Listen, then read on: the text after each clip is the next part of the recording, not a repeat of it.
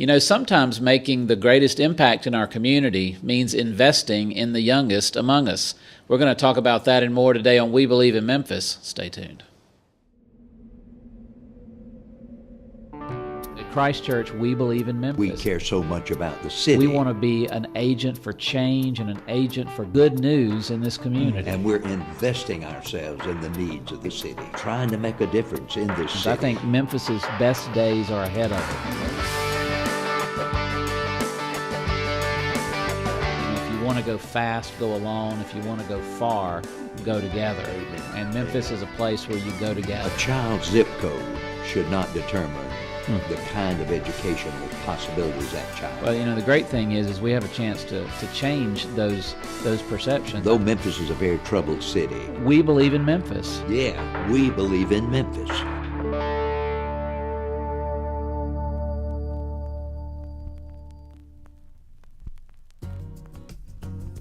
Welcome to We Believe in Memphis. I'm Shane Stanford. And I'm Maxie Dunnam. And we're so glad you've joined us today. Of course, we love being able to share these moments with you and to talk about the positive things that are happening in our great city of Memphis and the areas beyond. And of course, also being able to share with whatever's happening in your life. And we encourage you to go to our website at cumcmemphis.org and share your prayer requests, your thoughts. We'd love to be praying for you, and we certainly need you to be praying for us. We Believe in Memphis is a ministry of Christ United Methodist Church, and we are literally at the center of the Memphis metro area at 4488 Poplar. And of course, we'd love to have you come and visit us anytime on any Sunday at one of our 5 worship services, or you can join us at our online campus every Sunday morning at 9:45. Maxie, it's always great to be with you. Good to be with you, Shane. Good to be with you. I know you've got a lot of things happening right now. You are a delegate to General Conference, and for those who don't know what that is, that's our every 4-year gathering of delegates from United Methodist conferences all over the world, and they come together to talk about important issues. And this is not the first rodeo for you. You've actually, how many times have you been a delegate now? Four times yeah, to and General Conference. It is a significant thing, Shane, and Sure. Because the General Conference is the only body that speaks for the church and defines who we are and elaborates on who we are, establishes the primary mission of the church. So it's a big issue, and I'm trying to get ready for it. It's coming in May. Yeah, May. It's going to be in Portland, Oregon. And I have volumes I've got to read. Well, and I did not realize that over the 2 weeks, the first week is really legislative committees that you're a part of. What legislative committees are you a part of? I'm in higher education and ministry. Okay, well that seems appropriate for someone who spent 10 years as president of a seminary. And are there issues in higher ed that are coming up that are important, you feel like? Yeah, really, Shane, the church is always, or should always be involved in thinking through the nature of what kind of theological education is essential for those who are going to lead our churches in pastoral ministry. Yeah.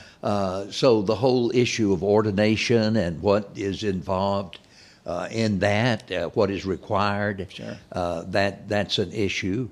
Also, interesting to some of us is the fact that we have traditionally, the Methodist Church in the United States has elected bishops for life. Yes. There is a move on. I saw that, yeah. There is a move on to limit that. Yeah. And not elect persons for life, but to elect them for terms. Well, I do know, too, that because I was able to attend the General Conference in Tampa 4 years ago, and I know there's a big push about reaching young people. And that's been a huge issue for us, particularly the last 3 or 4 General Conferences.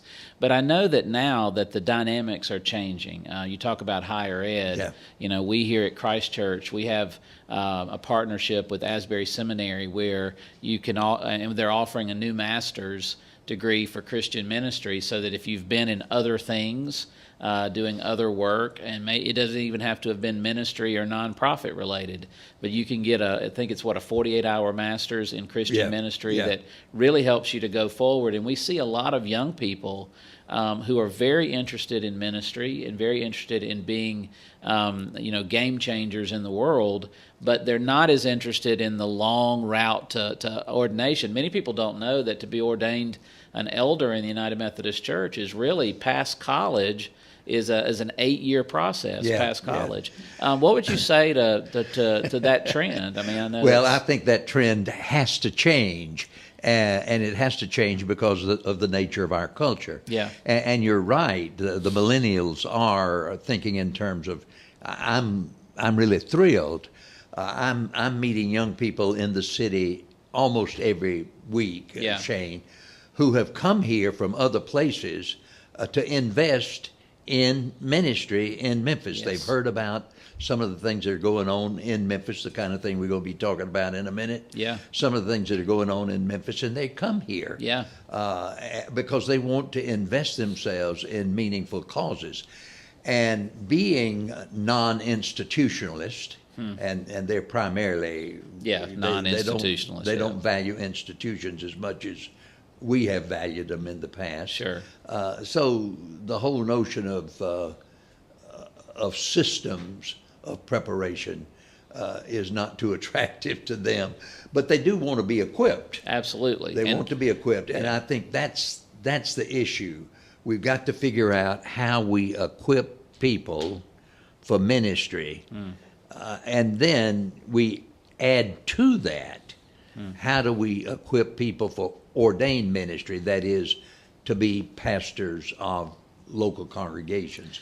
And there's a difference. Well, there is a difference, and I do know that, say, a lot of folks, these young folks that I know that are coming in to work with nonprofits, a lot of these nonprofits are very much focused on children and young people and those who are in the juveniles who are in both on great tracks and juveniles that are not on great tracks. Memphis Teacher Residency is probably one that is as successful as anything we see in that vein. But there are lots of other things out there that I met a young lady the other day who had moved here from California to work at SOS and had been an SOS intern several years ago, finished up at college, and moved right back to Memphis because she wanted to work in the Binghamton community. And so you see that happening, and that's what that master's degree is supposed to help them do. It's not just having letters at the end of a name, but it really is about trying to prepare them pragmatically for what they're going to face in those situations. Could you have seen this coming 15 years ago? No. I could not have. Sure. We, during my years at Asbury Seminary, we had begun to sense that a little bit because young men and women were coming to seminary not with no notion really as to where they were going to go beyond seminary. Sure. They felt called to ministry, but they had no notion about what that meant. Sure. But they knew they had to have some sort of preparation for it. Sure. Well, and we're seeing a lot of folks in medical profession, in education, in the legal profession, and of course today our conversation is someone who was from law enforcement, who gave their life over to an incredibly important work. And I know that you're going to really enjoy this conversation because this is a conversation, as I've read the information about this gentleman, that seems very familiar to me for a lot of people that I know who are working with young people in the more traditional senses through maybe medical care or education, law enforcement, but who say, you know what, I may be called to something different, and I'm looking forward to that. Yeah, I think it's not a new phenomenon, but it's an expansive one now, Shane, the whole non-profit ministry world. And we need to do a whole program on that sometime. Sure. Because it's not just churches that are ministering in our communities. It's just countless non-profit groups that are serving the needs of our city. Absolutely. and we rejoice in that. Well, you're going to enjoy this next segment. We're going to be back in just a second to talk to Keith Blanchard, who is the Executive Director of the Boys and Girls Club of Memphis. You'll want to hear this. Stay tuned.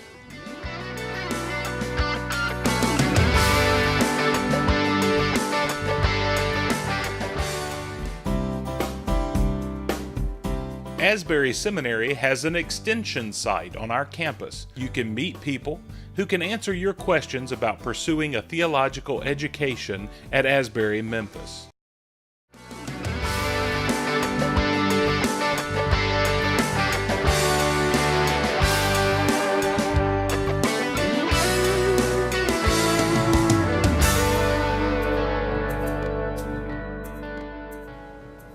Welcome back to We Believe in Memphis. I'm Shane Stanford. And I'm Maxie Dunnam. And again, we're so glad you joined us today. Go to our website at cumcmemphis.org. Not only will you learn more about who we are here at We Believe in Memphis, but we want you to learn more about our church. Christ Church is hopefully you will find a loving, caring community, a very welcoming community.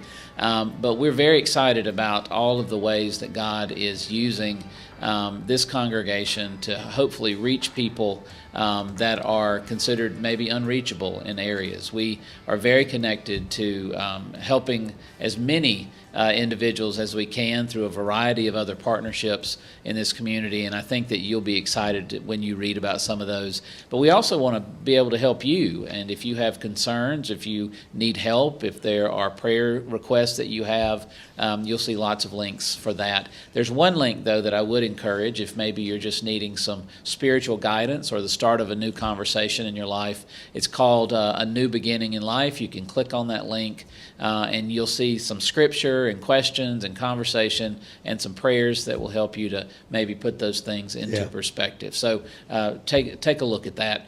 Today we're very excited to have with us Keith Blanchard. Keith, it's great to have you with us at We Believe in Memphis. Well, thank you very much for having me. Now tell me, your title, you are the CEO, Executive Director of the Boys and Girls Club of Memphis. Mm-hmm. How in the world, you've only been in Memphis for a year and a half, I understand, with your wife Vera and daughter Monique, is that right? Mm-hmm. And so how did you get to Memphis? It's kind of a strange story. I was talking about things, listening to you guys talk. You kind of never know when things are going to happen in your life. And I was in Gainesville, Florida for 13 years doing the same work, and it was a smaller club. About the same number of kids, but a much smaller organization. And I'd kind of gotten to the point where I think I had kind of reached my limit there of what I was able to do. And to be honest, I think I'd gotten a little bit lazy. Like I was just, I had such a good organization around me that I woke up sometimes and felt like, do I really need to go in today almost? And I was laying there on the couch one day and I felt something in my neck and ended up, long story short, it was throat cancer, and I went through a whole battle there for about a year. And when I came out on the other side, I went to a conference, and I really didn't want to go. I got invited to a private reception, and my wife said, "No, you really need to go. You need to go meet the CEO of Boys and Girls Clubs of America." And I said, "I just don't feel like it." She said, "No, you really need to go." And I did. And there was one person there when I got in the room, and it happened to be the board president from Memphis. Oh my! Wow! And he was there. Well, I didn't know it at the time, kind of recruiting a new CEO. And we spent the whole evening talking, and when it was all said and done, I got back to the room, and my wife said, you ought to consider that.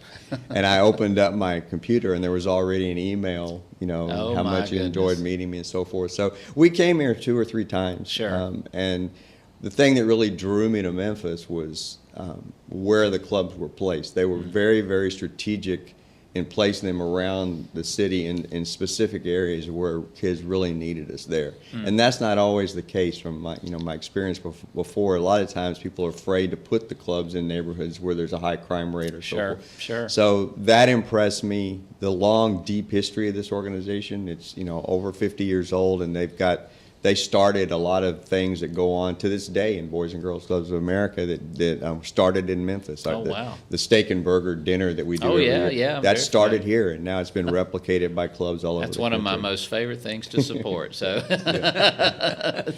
well, tell me, what has been your impression in this year and a half in Memphis? What did you find that you said was a real blessing and something new, or that you maybe weren't expecting, or maybe, and what are some of the challenges that you saw immediately when you got here? Well, I think when the 2 times I came before I moved, I definitely saw a lot of challenges. I mean, I drove around the city and identified a lot of different gang graffiti and things like that, and so I knew there were challenges, and that's kind of what attracted me to it. On the other hand, I saw a city really. I feel like I'm coming at the very, not right at the beginning, but the beginning of a rebirth or renaissance, because there's so much change going on.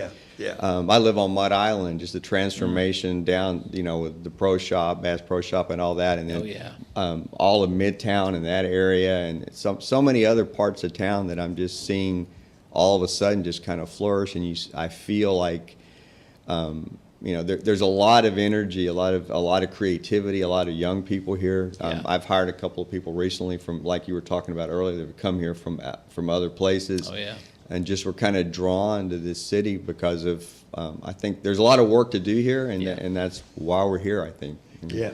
Well, I'm interested in a previous question. How did you make a decision to go with Boys Club, Girls Club in the beginning? I know you were involved in law enforcement and that kind of thing. How did you make that transition? Well, I started a little bit late. I was 35 years old when I went to the academy, but I did really well, and I really enjoyed it. I'm kind of an adrenaline junkie, so I definitely liked the work. I was good at it, and I think it was something that for me personally, I probably would have stayed with that career, but the toll that it took on my family was pretty severe. And when you talk about the toll too, I know that I hear a lot of law enforcement folks say that, especially to be as not as compensated as well as for what the job means, that there's a lot of personal sacrifice that goes into it. And so, but you immediately saw, I think you mentioned earlier, that there was a lot that being in law enforcement meant that was beyond what the public normally understands. Right. Well, I'd only been on patrol for about a year, and the chief came to me and asked me, if I would take over our police activities league program. So I did that. And I did it for almost 7 years, and we built one of the largest PAL programs in the country. But he also wanted me to look into building a facility for us so that we would have a gym and classrooms and so forth. So even the police department was doing similar kind of things that you seek to do with boys clubs. So I toured all over California. I went and looked at YMCAs, looked at Boys and Girls Clubs, and I found there was a Boys and Girls Club within 20 minutes of Salinas, where I was, that was very successful, and they had actually considered opening one up in Salinas, but they were worried about the gang violence. So we made a proposal to them. What if the police officers actually run your recreation program and organize our sports teams through your gym and so forth? And so that's what we did. Oh, wow. We partnered with them. It's the longest name, I think, of any Boys and Girls Club. It's the Hardin Youth Development Center, home of the Monterey County Boys and Girls Club and the Salinas Police Activities League. So it was this giant sign, and the sign was more expensive than the building. Sounds like something the church would name. So that's kind of how I got started, and I became very good friends with their CEO there in Seaside, Martin, and when it reached a point where I was going to have to make a decision. I was either going to have to go back on patrol after being off for 7 years, or I was going to have to do something else. And my chief and I had a long talk, and he said, you really spend more time trying to keep kids out of jail now than you do putting them in. Yeah. Maybe you ought to consider this as a career. So we made the decision to look into Boys and Girls Clubs, and I literally just picked Florida because it would be closer for my wife to be able to go home to Brazil. There was one opening again, that there's a door opens for you sometimes, and you just got to learn to walk through it. Yeah. And it was in Gainesville. Wow. And I was there from 2001 until 2013. And I think all the connections that I've had to Boys and Girls Clubs. In fact, it's interesting that one of my first appointments as a pastor, the Boys and Girls Club was right over one street over, and it was in a very small town named Laurel, Mississippi. And it was an interesting situation in the sense that it was a club that had been planted in a very specific strategic location, and it had changed dramatically even since that had been done. And I just remember thinking to myself how important it was to get active in the lives of these young people at these ages that were so critical. The joke in our street, my parsonage was on the street of one of the most let's say it was a hotbed for inappropriate activity, and as I told someone, it's the only parsonage I've ever been in where you just didn't have a deadbolt on the front door. There was literally a deadbolt on the bedroom door, and so you deadbolted your bedroom door when you went to bed at night. Which of course I was newly married at the time, and she loved that. That was that. Here, hon, this is our new home. But she made friends with all the kids in the community immediately.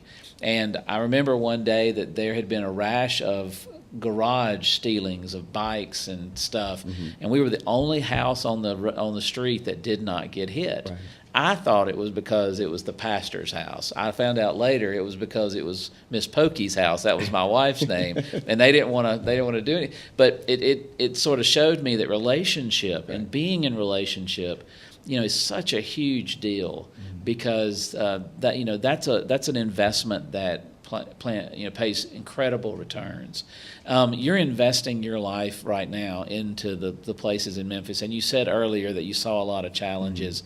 What are some of the things that the Boys and Girls Club of Memphis does for the community, and then how can the community help what you do? Well, first, we serve approximately 4,000 kids a year. Sure. We touch a lot more than that, probably closer to 8,000 to 10,000 through dances and events, but day to day coming into the clubs, it's up close to 4,000. But there's, we know, tons more out there that we're not reaching, and so whether through expansion, I think that's what we hope to do, is grow and be able to reach more and impact more kids. What we do, it's really, I think you touched on, it's all about relationships, and we have three pillars. Everything that we do evolves around either academic success, good character and citizenship, or healthy lifestyles, and there's a variety of programs that fall under that. But really, what it boils down to is relationships. My VP of operations the other day won the Mayor A.C. Wharton Mentoring Award. Oh wow! And he's a retired admiral in the Navy. We were talking about how many young men and women he's been able to impact, just through conversation and through just basically being a role model for them. Sure. So it's those kinds of relationships that we have in all of our clubs, where our club directors and program directors and other staff bond with and then build a relationship with our kids. We help them with homework every day, because we know our kids are really struggling in school. Sure. And so we know that our kids typically do better. Last year in Memphis, for example, 100% of our seniors graduated from high school. Oh my goodness, that's an that amazing we're in Boys rate. Club, That's Boys an Girls amazing Club. rate. And if you look, how do they find their way to the Boys Club and Girls Club? It's usually through, I think the majority of the time it's through word of mouth. Okay, I mean, it's a friend, you come with me, but we're in the schools, we go out and recruit. Sure. We're, through special events, through a lot of times through athletics. And every club is a little bit different. We partner with a couple of charter schools, and so it's kind of like an after-school program for that charter school. Sure. The club that we have downtown, and the Porter Goodwill Club, has a very strong basketball program, and we have a great basketball coach there. So we have a lot of teenagers, which is to be honest, it's a real problem nationwide. In fact, Boys and Girls of America has named this the Year of the Teen. And the reason why is the teen numbers are declining all over the country at an alarming rate, while the other elementary and middle school numbers are going up, except in Memphis. Again, Memphis is kind of an exception. Our teen numbers are actually increasing pretty dramatically, and there's a variety of reasons for that, but a lot of it is the relationships that we have, Sure. that our staff has with these kids. What would you say, and Go ahead. we have 4 minutes left, and I want to make sure that you have a chance to talk about this. What would you say to someone who says, what can I do for you guys? What are the things that I can do to help you?